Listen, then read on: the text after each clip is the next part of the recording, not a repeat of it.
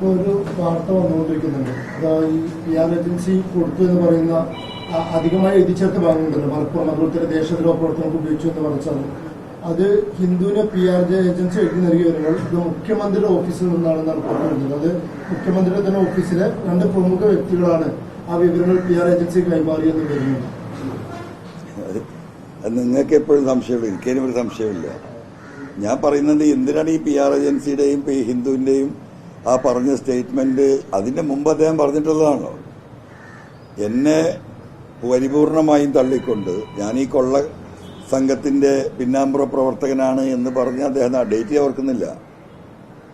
ആ പത്രസമ്മേളനത്തിൽ വളരെ കൃത്യമായി അദ്ദേഹം പറയുന്നുണ്ട് മലപ്പുറത്താണ് ഈ 121 കിലോ പിടിച്ചത്, ഈ 127 കേസ് പിടിച്ചത് എന്ന് അന്നേ വ്യക്തമാക്കുന്നുണ്ട്. ഇത് രാജ്യദ്രോഹ പ്രവർത്തികൾക്കാണ് പോകുന്നത് എന്ന് അദ്ദേഹം അന്ന് കേരളീയ സമൂഹത്തോട് ഓപ്പണായിട്ട് പറഞ്ഞതാണ്. അത് കഴിഞ്ഞിട്ടല്ലേ ഈ പറയുന്ന ഹിന്ദുവിനൊക്കെ അതേ സൈസ് സ്റ്റേറ്റ്മെന്റ് കൊടുത്തത്. അത് അദ്ദേഹത്തിന്റെ ഒരു നിലപാടായതുകൊണ്ടല്ലേ ഇപ്പൊ ഈ മുഖ്യമന്ത്രിയുടെ ഓഫീസിൽ നിന്ന് ആണ് ഇത് എഴുതി കൊടുത്തതെന്ന് കെൻസ ഈ PR ഏജൻസി പറയുന്നുണ്ടെങ്കിൽ അതിൽ വലിയ കാര്യമൊന്നുമില്ല. അത് തന്നെ ഉറപ്പുള്ള കാര്യമല്ലേ. അത് ഉറപ്പില്ല. ഇപ്പൊ ഇതൊരു ചർച്ചയായപ്പോൾ അതൊരു നാടകമാക്കി മാറ്റുന്നത് ആരാ? മുഖ്യമന്ത്രിയുടെ ഓഫീസ് തന്നെയാണ്. അതിന് നിങ്ങൾ ചോദിച്ച ചോദ്യങ്ങൾക്ക് വല്ല ഉത്തരവും കിട്ടിയോ? മാത്രമല്ല ഇത്രയും വലിയൊരു പ്രതിസന്ധി ഈ വിഷയത്തിലുണ്ടായിട്ട് ഇത് സത്യസന്ധമാണെങ്കിൽ എന്താണ് ആ ഏജൻസിക്കെതിരെയോ അല്ലെങ്കിൽ ഹിന്ദു പത്രത്തിനെതിരെയോ പരാതി കൊടുക്കാൻ, നിയമ നടപടി സ്വീകരിക്കാൻ ഈ ഗവൺമെന്റ് തയ്യാറാവാത്തത്? എന്തുകൊണ്ടാണ് ആ റെക്കോർഡ് CMന്റെ PRDയുടെ കയ്യിലും ആ റെക്കോർഡുണ്ടല്ലോ, അദ്ദേഹം കൊടുത്ത ഇന്റർവ്യൂവിന്റെ ആ റെക്കോർഡ് എന്താ പുറത്തുവിടാത്തത്?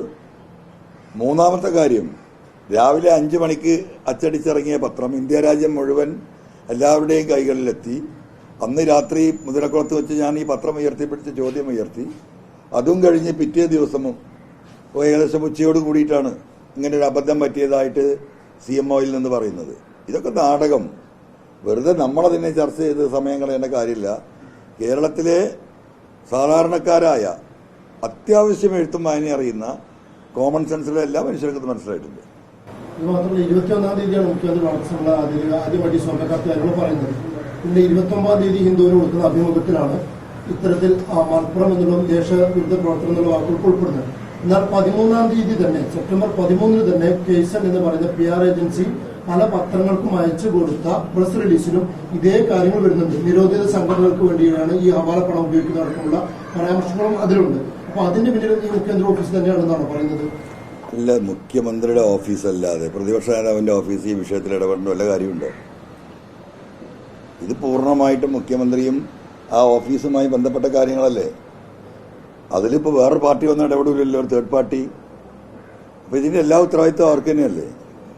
ഒരു ജില്ലയെയും ഒരു മലബാറിനെയും പൂർണ്ണമായി ക്രിമിനലുകൾ എന്ന് പറയുമ്പോൾ ബഹുമാനപ്പെട്ട മുഖ്യമന്ത്രി മനസ്സിലാക്കേണ്ട ഒരു കാര്യമുണ്ട്. ഇനി ഇത് ഉദ്ദേശിക്കുന്ന ഒരു ന്യൂനപക്ഷ സമുദായത്തെ മാത്രമാണെങ്കിൽ, അതല്ലാത്ത ഇഷ്ടം പോലെ ആളുകൾ, ലക്ഷക്കണക്കിന് ആളുകൾ ഈ ജില്ലയിലില്ലേ. അപ്പോൾ ഒരു ജില്ലയെ പരിപൂർണമായിട്ട് അപലവൽക്കരിക്കുകയല്ലേ അദ്ദേഹം ഉദ്ദേശിക്കുന്നത്. ഒരു സമുദായത്തെയാണെങ്കിൽ അതിന്റെ ആഫ്റ്റർ എഫക്ട് എന്താണ്? മലപ്പുറം ജില്ല എന്ന് പറഞ്ഞാൽ ഇവിടെ മാപ്പിളാർ മാത്രമേ ഉള്ളൂ. ഇവിടെ എല്ലാ ജനവിഭാഗവും ഇല്ലേ, അവർക്കൊക്കെ ഇത് ബാധിക്കൂലേ? അപ്പോൾ അത് മുഖ്യമന്ത്രി മാപ്പ് പറയാണ് വേണ്ടത്. യഥാർത്ഥത്തിൽ അദ്ദേഹം ഇതിൽ നിന്ന് ഒഴിയണം, ഈ ഉത്തരവാദിത്തത്തിൽ നിന്ന് ഒഴിയണം എന്ന് ആവർത്തിച്ച് പറഞ്ഞു. ഇനിയിപ്പോൾ അതിനും സാധിക്കുന്നില്ലെങ്കിൽ അദ്ദേഹം ഈ പറഞ്ഞതുപോലെ ഒരു മാപ്പെങ്കിലും ഈ പറയുന്ന മാപ്പിളാരെ മാറ്റി നിർത്തും. മലപ്പുറം ജില്ലയിൽ 10-20 ലക്ഷം അല്ലാത്ത സമുദായക്കാരുണ്ടല്ലോ, അവരോട് അദ്ദേഹം മാപ്പ് പറയണ്ടേ?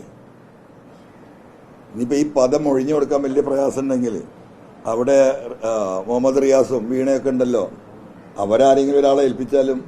കാരണം നമ്മൾ പല മുഖ്യമന്ത്രിമാരും കണ്ടിട്ടുണ്ടല്ലോ, സ്ഥാനം ഒഴിയുമോ. ലല്ലു പ്രസാദും അതുപോലെ തന്നെ UP മുഖ്യമന്ത്രിയും ഒക്കെ ഇതേപോലെ ഒരു സന്നിഗ്ധ ഘട്ടത്തിൽ കുടുങ്ങിയ സമയത്ത് അവരെന്താ ചെയ്ത്?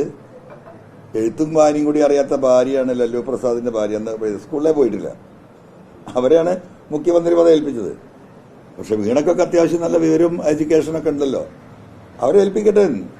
ബാക്കി ഈ പാർട്ടി ഏറ്റെടുക്കുമല്ലോ, ആ പാർട്ടിക്ക് വീണ ജയിപ്പിക്കാൻ കഴിയുമല്ലോ. എങ്ങനെയെങ്കിലും ഈ കേരളത്തെ നിന്ന് രക്ഷപ്പെടുത്തി തന്നാൽ മതി ഈ വിഷയത്തിൽ നിന്ന്. അതിനുള്ളൊരു മഹാമനസ്കരെങ്കിലും കാണിക്കട്ടെ. അപ്പൊ അറിവില്ലായ്മയില്ലല്ലോ ഈ പറഞ്ഞ റിയാസിനായാലും. മകൾ വീണക്കായാലും അങ്ങനെയും ചെയ്യാമല്ലോ.